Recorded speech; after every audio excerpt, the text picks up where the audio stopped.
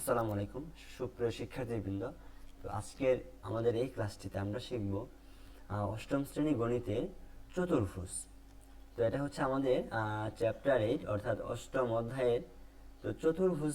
সেটা হচ্ছে যে আমাদের জ্যামিতি পার্টের একটা অংশ। হ্যাঁ, জ্যামিতি পার্টের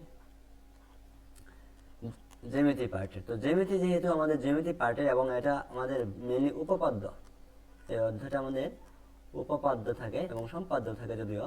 তো চতুর্ভুজে এই উপপাদ্যগুলা আমাদের তোমরা যারা সবচেয়ে বেশি মানে অ্যাকচুয়ালি বলতে গেলে উপপাদ্য হচ্ছে ম্যাথমেটিক্সের ক্ষেত্রে সবচেয়ে বেশি গুরুত্বপূর্ণ এবং সবচেয়ে বেশি ঝামেলাপূর্ণ, কারণ এগুলা সকলের বুঝতে খুব সমস্যা হয়ে থাকে। তো আমাদের এই লেকচারগুলো এমন করে সাজাবো আমি ইনশাল্লাহ নিয়ত করেছি, তো যেখানে খুব সহজেই তোমরা যেন উপপাদ্যগুলো প্রমাণ করতে পারো এবং জ্যামিতিতে চতুর্ভুজের যত রকমের সমস্যা থাকে সবগুলো যেন খুব সহজেই শেষ হয়ে যায়, ইনশাল্লাহ সমাধান করতে পারো। তো আজকে আমাদের এই পর্বটি লেকচার 1। তো আমরা চতুর্ভুজকে কয়েকটি লেকচার সাজাবো ইনশাল্লাহ। তো এর ভিতরে আজকের এই পর্বের মাধ্যমে আমরা প্রথম পর্ব শুরু করতেছি, 1 নম্বর লেকচার। তো লেকচারগুলো খুব ছোট হইতে পারে, কিন্তু তোমরা মনোযোগ দিয়ে দেখো এবং এই সিরিজের একটা সিরিজ থাকবে, এই সিরিজের প্রত্যেকটা ভিডিও তোমরা যদি দেখে শেষ করতে পারো বা শেষ করা, তাহলে চতুর্ভুজ নিয়ে কোনো সমস্যা থাকবে না ইনশাল্লাহ। তো ভাইয়ের প্রতি বিশ্বাস রাখতে পারো, বিশ্বাস রাখে তোমরা ক্লাসগুলো করতে পারো ইনশাল্লাহ। তো আমরা এখানে শুরু করছিলাম। তো আজকের ক্লাসটা আমি যদি শুরু করে দিই, আমি তোমাদের ম্যাথ বইয়ে অষ্টম অধ্যায় চলে আসছি। দেখো যে অষ্টম অধ্যায় এখানে রয়েছে চতুর্ভুজ। তো মেইনলি আমাদের চতুর্ভুজ মানে বিষয়টাকে আমাদের বুঝতে হবে। চতুর্ভুজ কি? দেখো এখানে চতুর্ভুজ শব্দটাকে দুইটা অংশে ভাগ করা যায়। একটা হচ্ছে চতুর, চতুর বলতে আমরা বুঝতেছি যে 4, হ্যাঁ। আর ভুজ মানে আমরা বুঝতেছি যে বাহু, ভুজ মানে হচ্ছে বাহু। তাহলে চতুর্ভুজ বলতে কি বোঝাচ্ছে? 4টি বাহু, মানে 4 বাহু থাকবে, তাই না? চতুর্ভুজ বলতে 4 বাহুকে বোঝাচ্ছে।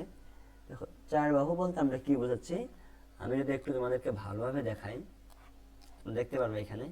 দেখো এই তো এখানে, এই দেখো এ থেকে ডি, হ্যাঁ, একটি বাহু, এবং এ থেকে বি অন্য আরেকটি বাহু, বি থেকে সি একটি বাহু, এবং সি থেকে ডি এই অংশে একটি বাহু, এই যেটা হচ্ছে এই বাহুটা।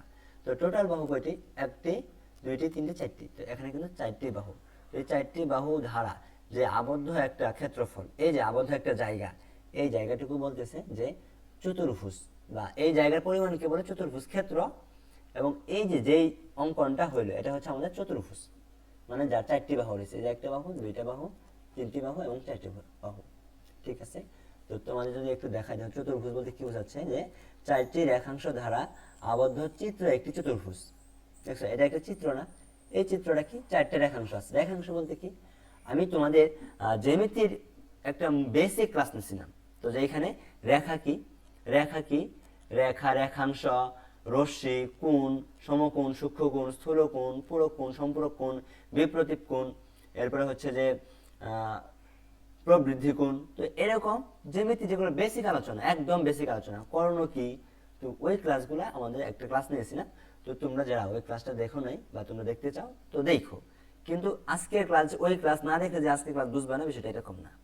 তো এটা দেখলে আরেকটু সহায়ক হবে। তবে আজকে ক্লাস দেখলেই আজকে ক্লাসের মানে বিষয়গুলো বুঝতে পারবে ইনশাল্লাহ। তো দেখো আমরা বুঝলাম চতুর্ভুজ অ্যাকচুয়ালি কি, যার 4টে বাহু থাকে। তো বাহুকে আমরা কি বলতেছি? রেখাংশ। ঠিক আছে, বলা যায় রেখাংশ। যে 4টি রেখাংশ দ্বারা যে আবদ্ধ একটা চিত্র হয়, ওই চিত্রকে আমরা বলি চতুর্ভুজ, এবং ওই চিত্র দ্বারা আবদ্ধ ক্ষেত্রটি একটি চতুর্ভুজ ক্ষেত্র। ঠিক আছে? তো আশা করছি হোপফুলি তোমরা এই বিষয়টা বুঝতে পারছো। এখন এখান থেকে এই অংশগুলো তোমরা পড়লে তোমরা নিজেরাই বুঝতে পারবা। হ্যাঁ, কিন্তু আমি এখানে একটু যে বিষয়টা বলবো তোমাদের জন্য, সেটা হচ্ছে এই এখানে দেখো তো, যে এ ও বি শীর্ষবিন্দু যথাক্রমে সি ও ডি শীর্ষের বিপরীত শীর্ষবিন্দু। এর মানে কি? আচ্ছা দেখো তো, আমি একটু দেখাই তোমাদেরকে। আমি যদি এগুলো একটু ক্লিয়ার করে দিই, হ্যাঁ, আমি তোমাদেরকে অ্যাকচুয়ালি খুব সুন্দর করে একটু দেখাই দিই, হ্যাঁ, যেন তোমাদের বুঝতে সমস্যা না হয়।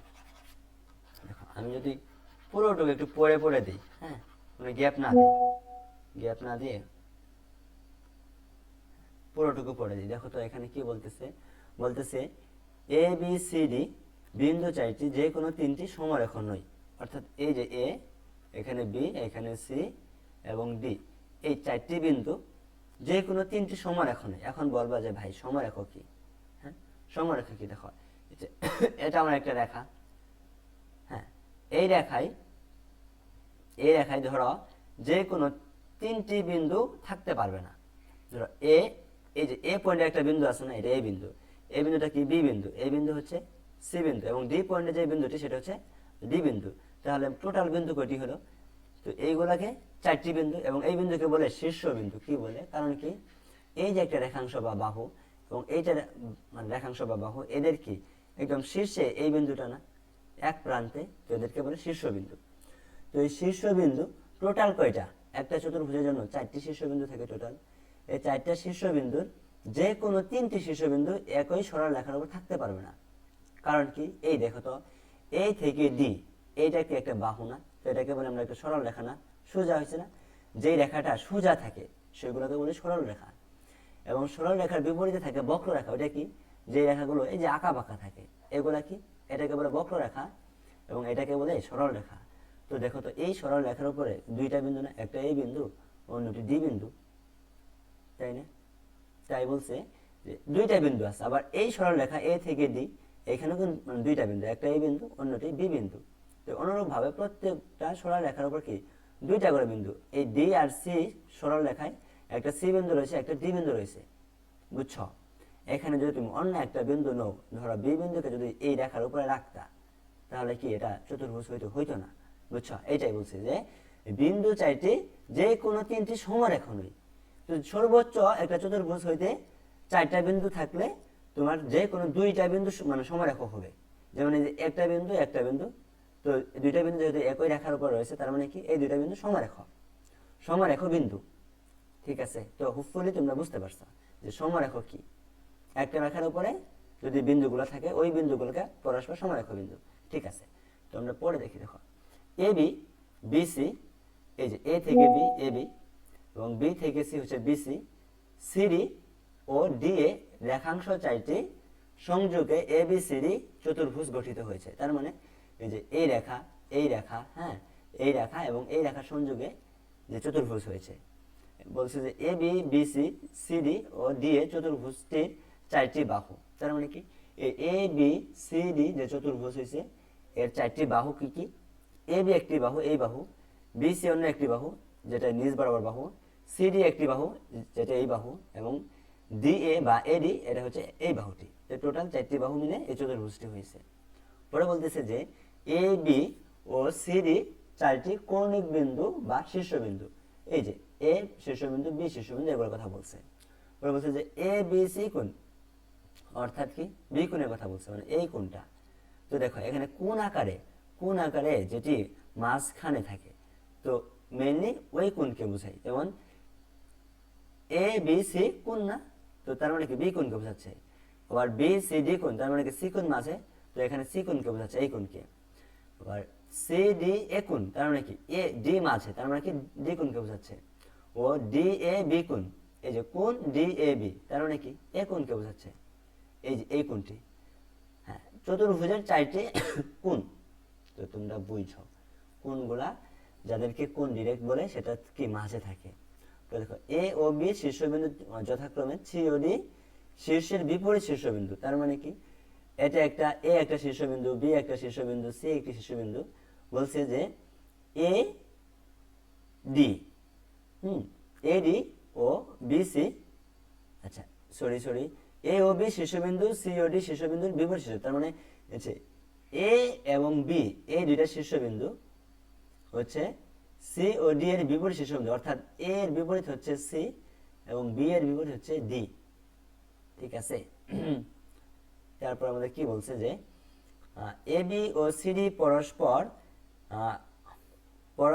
বিপরীত বাহু এবং এডি ও বিসি পরস্পর বিপরীত বাহু। অর্থাৎ কি বলতেছে যে এ বি ও সিডি, অর্থাৎ এ থেকে বি এই বাহু, হ্যাঁ, ও সি থেকে ডি এই বাহু এবং এই বাহু পরস্পর বিপরীত বাহু। আচ্ছা, আমি যদি একটু এগুলো একটু মুছে দিই, তারপর আবার বোঝাই। তোমাদের বুঝতে হয়তো সুবিধা হবে। দেখো এখানে কি বললো যে এ থেকে বি মানে এই বাহুটি হচ্ছে এই সি থেকে ডি এই বাহুর বিপরীত বাহু, অনুরূপভাবে বি সি এই বাহুটি হচ্ছে এডি এর বিপরীত বাহু মানে বিপরীত পাশে রয়েছে, এই কথাটি বলছে। বলছে যে এক শীর্ষবিন্দুতে যে দুইটি বাহু মিলিত হই এরা সন্নিহিত বাহু। তার মানে কি, এই ধরো এ একটা শীর্ষবিন্দু, তাই না? এই শীর্ষবিন্দুতে দুইটা বাহু মিলিত হয়েছে, কোনটি? এ থেকে ডি, এডি বরাবর যে বাহুটি এই বাহুটি, এবং বি থেকে এ এই বরাবর যে বাহুটি, এই দুইটি বাহু এই বিন্দুতে এই শীর্ষবিন্দু মিলিত হয়েছে। তো বলছে যে এক শীর্ষবিন্দুতে যে দুইটি বাহু মিলিত হয় তারা হচ্ছে সন্নিহিত বাহু। আচ্ছা আমার একটি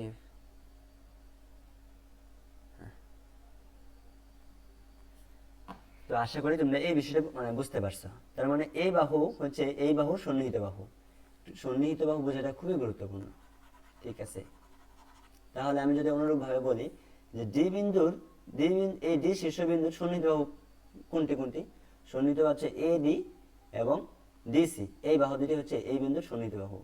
এবং বি বিন্দুর জন্য সন্নিহিত বাহু কোনটা? বিসি এবং এবি। যদি সি বিন্দুর জন্য সন্নিহিত বাহু কি হবে? এই শীর্ষবিন্দুতে যে দুইটি বাহু মিলিত হয়েছে ওই দুইটা বাহু তো এই শীর্ষবিন্দুর সন্নিহিত বাহু, তাই না? তাহলে কোন বাহু আছে? সিডি এবং বিসি। ঠিক আছে, তো হোপফুলি তোমরা সন্নিহিত বাহু কি এটা বুঝতে পারছো। তো এখন আমি যদি আরেকটু পরে দেখি, এখানে দেখি কি রয়েছে। যেমন এবি ও বিসি বাহু দুইটি সন্নিহিত বাহু, এবং এসি ও ডিবি বিডি রেখাংশ এবিসিডি চতুর্ভুজ দুটি কোণ। আচ্ছা তোমরা এতটুকু বুঝছো, সন্নিহিত বাহু বুঝছো। এখন বলছে যে এ থেকে এ আর সি যদি এই দুটোকে যোগ করে দাও, এই বরাবর যোগ করে দিচ্ছে না, যোগ করে দাও, যোগ করলে যে রেখাংশ হয় সেটাকে বলে আমরা কর্ণ। এবং বি থেকে ডি যদি যোগ করে দেই তো যে রেখাংশ হবে সেটি আমাদের কি কর্ণ বলি আমরা। ঠিক আছে, তো সেটাই বলছে যে এসি ও বিডি রেখাংশ দুই, এবিসিডি এই চতুর্ভুজের দুইটি কর্ণ। চতুর্ভুজের বাহুগুলোর দৈর্ঘ্যের সমষ্টিকে এর পরিসীমা বলে। তাহলে চতুর্ভুজের পরিসীমা কিভাবে নির্ণয় করে? চতুর্ভুজের পরিসীমা নির্ণয় করতে হয় এই যে বাহু, চারটি বাহু না, তো চারটি বাহুর দৈর্ঘ্য যোগ করলে আমাদের চতুর্ভুজের পরিসীমা পাই। বুঝছো? তার মানে কি? তার মানে হচ্ছে এবি যোগ বিসি যোগ সিডি যোগ ডিএ সমান পরিসীমা। বুঝতে পারলে? এই বাহুগুলো দৈর্ঘ্য যোগ করে পরিসীমা পাই। বলছে কি এবিসিডি চতুর্ভুজের পরিসীমা এই যে এবি বিসি সিডি ডিএ এর দৈর্ঘ্যের সমান। চতুর্ভুজকে অনেক সময় এই প্রতীক দ্বারা চিহ্নিত করা হয় বা নির্দেশ করা হয়, এই যে প্রতীকটি রয়েছে। তো ঠিক আছে, হোপফুলি তোমরা আজকের এইটুকু চতুর্ভুজের এই বিষয়টুকু বুঝতে পারছো ইনশাআল্লাহ। তো আমার মনে হয় চতুর্ভুজের যে কথাগুলো বললাম এগুলো তোমরা প্রত্যেকে বুঝতে পারছো। তো আমরা লেকচার একে এই পর্যন্ত পড়লাম, এবং লেকচার 2 আমরা চতুর্ভুজের প্রকারভেদ পড়ব।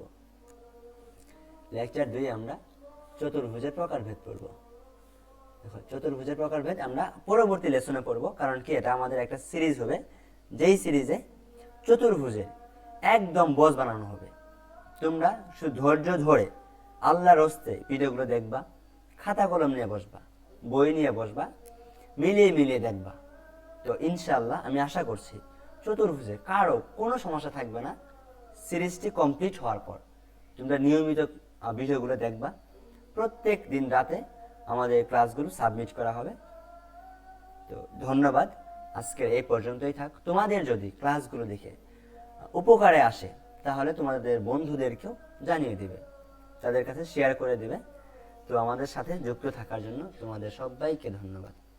Thank you so much.